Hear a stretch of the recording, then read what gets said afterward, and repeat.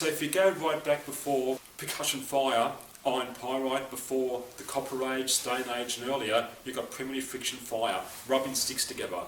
And that's the way man-made fire, going way back who knows when. Now where did primitive friction fire come from? I don't think anyone really knows, but I can certainly guess. Don't forget, man was utilising fire before he could make fire, because making fire was much more advanced. And if you think about it, you can understand how that developed, and it would have developed quite easily. You go right back. Now, I'm not sure whether it was early humans or some sort of pre-human species, humanoid species, who first utilised fire. I think it would have been some pre-human humanoid in Africa who would have utilised fire. And don't forget, humans were developing smaller stomachs, smaller jaws, they couldn't tolerate raw meat and so forth. I'm not sure which came first, the chicken or the egg, fire, cooked meat, and smaller jaws and smaller stomachs and so forth, but you can see how that progression worked. What would have happened was, they would have come across natural fires on the grasslands, started by lightning, and they would have found dead animals, burnt, caught up in the fire. Now you either had to, they were hunting animals, they were hunter-gatherers. Now if you find yourself a dead animal out there on the prairie, you're going to pick it up and take it home, aren't you? It's a lot better than hunting the animals. A lot better than chasing, hunting, dangerous.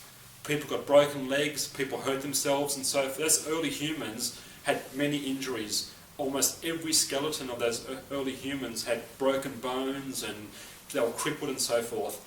So you're going to pick up dead animals before you're going to hunt.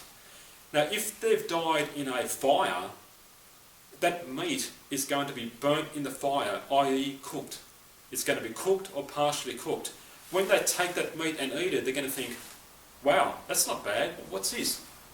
That's a lot better for my stomach, for my teeth, that meat that's been, I don't know what happened to it in the fire.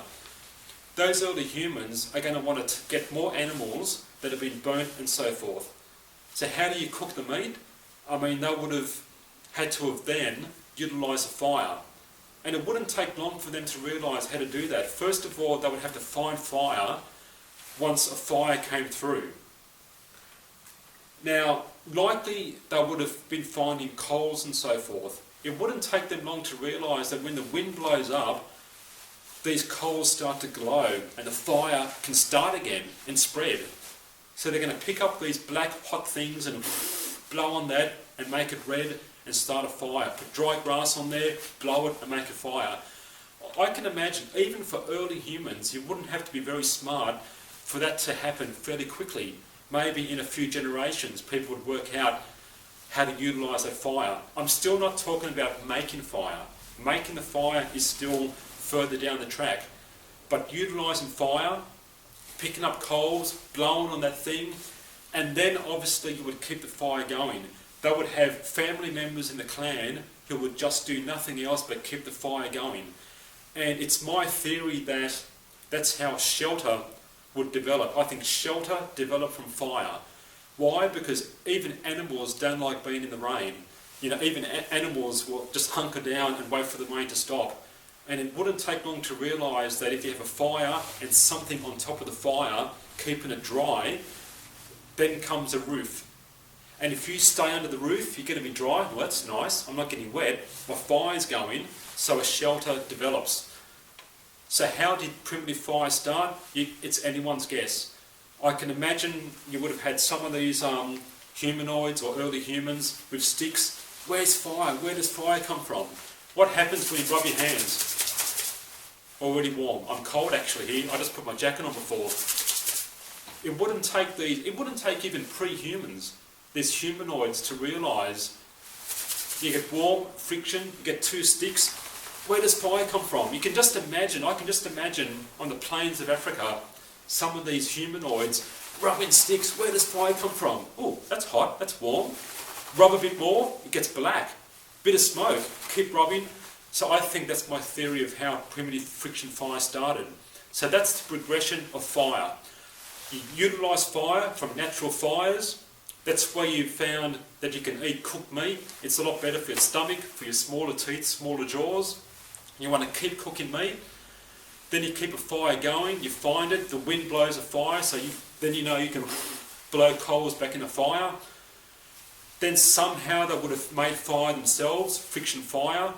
Then percussion fire superseded primitive fire, iron pyrite, flint or a hard stone. That's what Otzi the Iceman used. There's no evidence he used primitive fire. He had percussion fire. When they invented steel in the Steel Age, Iron Age, you had flint and steel, which made easier fire, better sparks than iron pyrite. You could make it, sell it and so forth. And then obviously that led all the way to matches in the 18th, 19th century. And then in the modern times, think about it, when the lighter came out, the lighter's more convenient than matches. But a lighter has not superseded matches.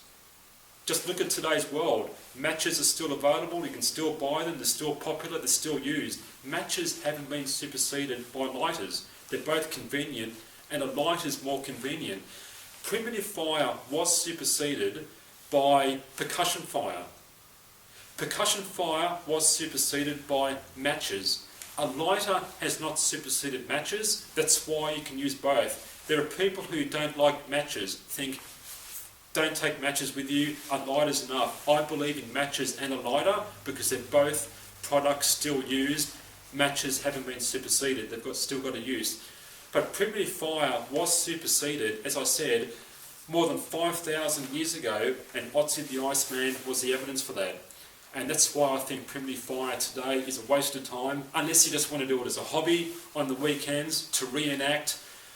And the theory that it's for emergencies, in theory, I can understand that. If you had nothing else, rub sticks together, make fire, okay, I can believe in that as a theory. But I live in the real world, I don't really buy it. You want to go camping and be prepared. If you can't make fire, you come home. And that's all it is to it. So that's Steve Capozzi here. What do you think? Just a quick campfire chat about fire history and primitive fire. Thanks for watching. I hope you found it interesting, and I'll see you next time.